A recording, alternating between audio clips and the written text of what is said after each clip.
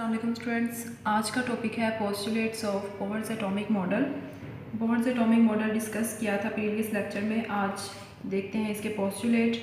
First इसका postulate है the hydrogen atom consist of a tiny nucleus and electrons are revolving in one of circular orbits of radius r around the nucleus. Hydrogen atom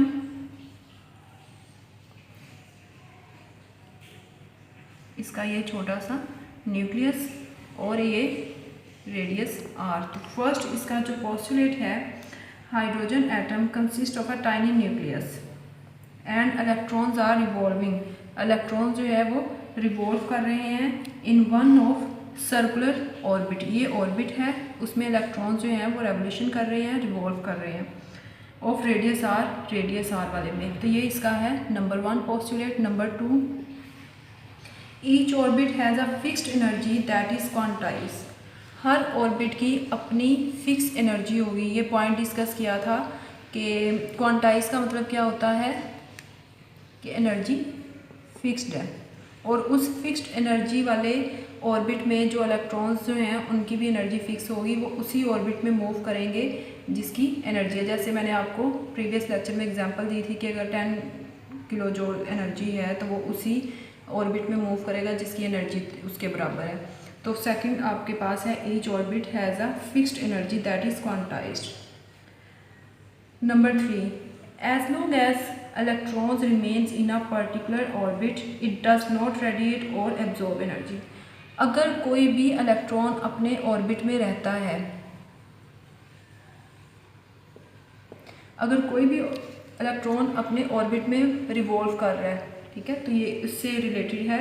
as long as electron remain in a particular orbit it does not radiate और absorb energy. जैसे ये move कर रहा है तो ये ना तो एनर्जी इमिट करेगा, ना ही एनर्जी एब्जॉर्ब करेगा, ना निकालेगा, ठीक है, और ना ही जब्त करेगा। द एनर्जी इज इमिटेड और एब्जॉर्ब्ड ओनली। कंडीशन क्या है, अगर ये इलेक्ट्रॉन जंप करे, ये इलेक्ट्रॉन जंप करके यहाँ आ जाए या अपने से ऊपर वाले ऑर्बिट में चला जाए तो ये एनर्जी इमिट करेगा या एब्जॉर्ब करेगा। लेकिन अगर ये अपने ऑर्बिट में मूव कर रहा है उस दौरान ये अपनी एनर्जी ना तो इमिट करेगा ना ही एब्जॉर्ब करेगा। तो थर्ड वन आपके पास ये है इसका postulate. When an electron jump from lower orbit to higher. Lower ये है, अगर ये लो से हाई की तरफ जंप करता है, इलेक्ट्रॉन यहाँ से यहाँ जंप कर गया है, ये लोअर है ये हायर है, तो जैसे ही ये low orbit to higher orbit jump करेगा इट एब्जॉर्ब एनर्जी, तो ये एनर्जी को एब्जॉर्ब करेगा। And when it jump back from, अगर ये हाई टू लो दोबारा मूव करे, इलेक्ट्रॉन यहाँ से हायर है, ये लोअर साइड में मूव करेगा, लोअर ऑर्बिट में मूव करेगा जिसकी एनर्जी लो है, तो उस दौरान क्या होगा, एनर्जी इमिट करेगा, ठीक है, रेडिएट करेगा, इमिट करेगा।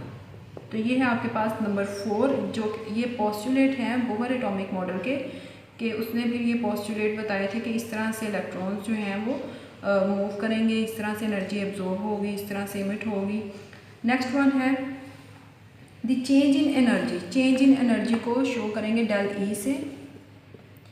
Change in energy is given by the following Planck's equation. ये मैंने आपको बताया था, एनर्जी ऑर्बिट्स हैं, इसका एनर्जी डिफरेंस है, एक लोअर है एक हायर है, तो E2 माइनस E1 और इक्वल है HV के। एच जो है वो प्लैंक्स कांस्टेंट है, इसकी वैल्यू होगी आपके पास 6.63 10⁻⁻34 जॉल सेकेंड, और ये है आपके पास फ्रीक्वेंसी।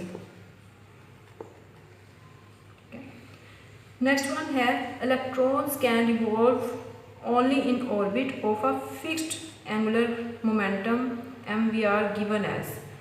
पहले देख लेते हैं मोमेंटम क्या है। मोमेंटम होता है किसी भी चीज़ का, ये है उसका फॉर्मूला, ये है मैस, ये है वेलोसिटी। अगर अब यहाँ कंडीशन क्या उन्होंने की कि electron can revolve only in orbit, ऐसे ऑर्बिट में मूव कर सकेंगे जिसका एंगुलर मोमेंटम जो है वो फिक्स होगा। इसका एंगुलर मोमेंटम क्या है, MVR। अब इसका फॉर्मूला देखें, MVR is equal to NH/2 2 pi. N जो है वो आपके पास है क्वांटम नंबर, और ऑर्बिट नंबर ये आपके पास हो सकते हैं 1 2 3 एंड सो ऑन। 2 और पाई की वैल्यू आपके पास होती है 3.15 और 22/7। तो ये आपके पास कांस्टेंट है और इसकी वैल्यू पुट करके हम ये फाइंड आउट कर सकते हैं। तो ये थे हमारे पास postulate of Bohr's atomic model. या आपको क्वेश्चन आता है write postulate of Bohr's atomic model, और जो आपका प्रीवियस लेक्चर था उसका क्वेश्चन था how did Bohr prove that an atom must exist. तो ये आपने डायग्राम के साथ इसको एक्सप्लेन करना है। Thank you so much for watching.